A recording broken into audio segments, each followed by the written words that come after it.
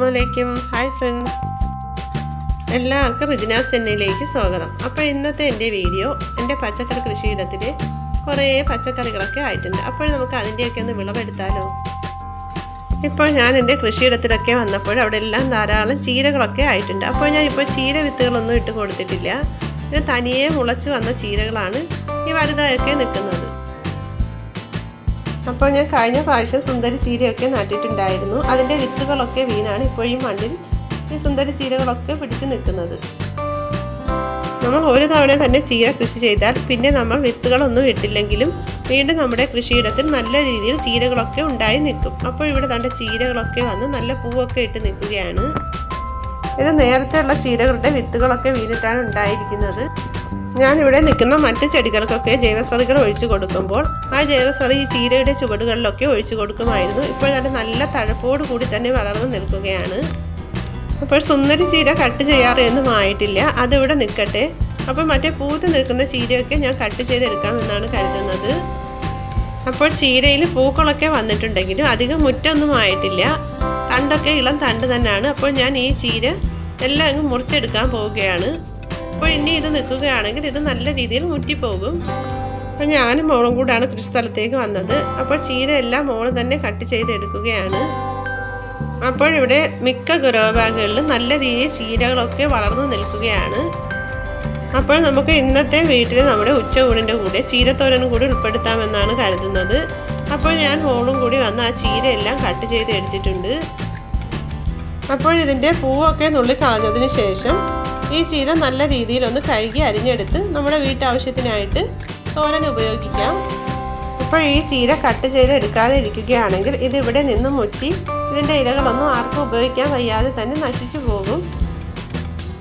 ഇപ്പോൾ ഇതിൻ്റെ ഇലകളൊന്നും അധികം മുറ്റിയൊന്നും പോയിട്ടില്ല. അപ്പോൾ ഇത് നമുക്ക് ഇന്ന് ഉച്ചയൂണിൻ്റെ കൂടെ തോരത്തിനായി ഉപയോഗിക്കാം. അപ്പോൾ ചീരയൊക്കെ കട്ട് ചെയ്ത് എടുത്തിരിക്കുകയാണ്. ഇനി ഇവിടെ നിൽക്കുന്നത് ചീരച്ചേമ്പാണ്. ഇത് ചീരച്ചേമ്പാണ്.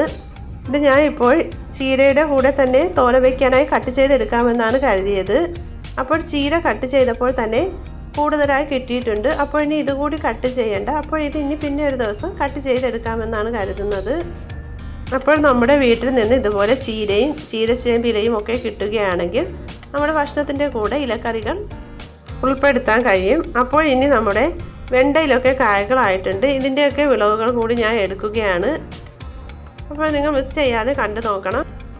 അപ്പോൾ ഇതിൽ ഇനി കുറച്ച് കോവലും അതുപോലെ തന്നെ പയറും വെണ്ടയും ഒക്കെ ആയി നിൽക്കുകയാണ്. അതൊക്കെ ഞാൻ കട്ട് ചെയ്തെടുക്കാൻ പോവുകയാണ്. അപ്പോൾ ഈ കോവൽ ചെടി നട്ടിട്ട് തന്നെ ഒരു 2 വർഷം അടുപ്പിച്ച് ആകുന്നുണ്ട്. അപ്പോൾ നല്ല രീതിയിൽ ഇതിൽ നിന്ന് കോവക്കായകൾ കിട്ടിക്കൊണ്ടിരിക്കുകയാണ്. ഇനി ഈ വെണ്ടക്കായകളൊക്കെ നമുക്ക് കട്ട് ചെയ്തെടുക്കാം. അപ്പോൾ ഞാൻ ഈ വെണ്ട കൃഷിയുടെ തന്നെ വിത്തുകൾ പാകുന്നതും അതുപോലെ തന്നെ ഇതിൻ്റെ വിളവെടുപ്പും ഒക്കെ ആയിട്ട് വീഡിയോകൾ ഇട്ടിട്ടുണ്ട്. അതിൻ്റെയൊക്കെ ലിങ്ക് ഞാൻ ഡിസ്ക്രിപ്ഷൻ ബോക്സിൽ കൊടുത്തിരിക്കാം. അപ്പോൾ അതൊക്കെ കണ്ടിട്ടില്ലാത്തവരൊന്ന് കണ്ടു നോക്കണം.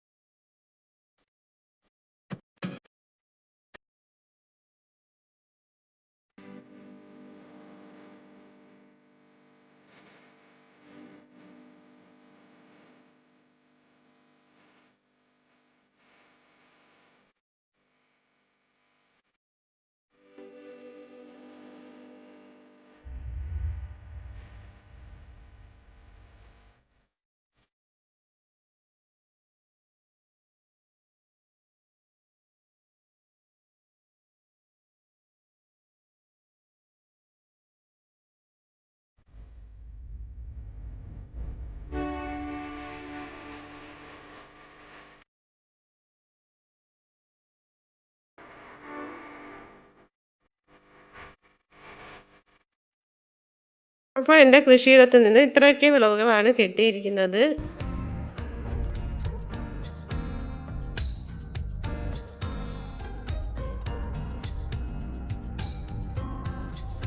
അപ്പോൾ നിങ്ങൾക്ക് എൻ്റെ വീഡിയോ ഇഷ്ടപ്പെട്ടുവെങ്കിൽ സപ്പോർട്ട് ചെയ്യാൻ മറക്കരുത്. നിങ്ങൾക്ക് ഉപകാരപ്പെടുന്ന മറ്റൊരു പുതിയ വീഡിയോയുമായി നമുക്ക് വീണ്ടും കാണാം. Bye bye.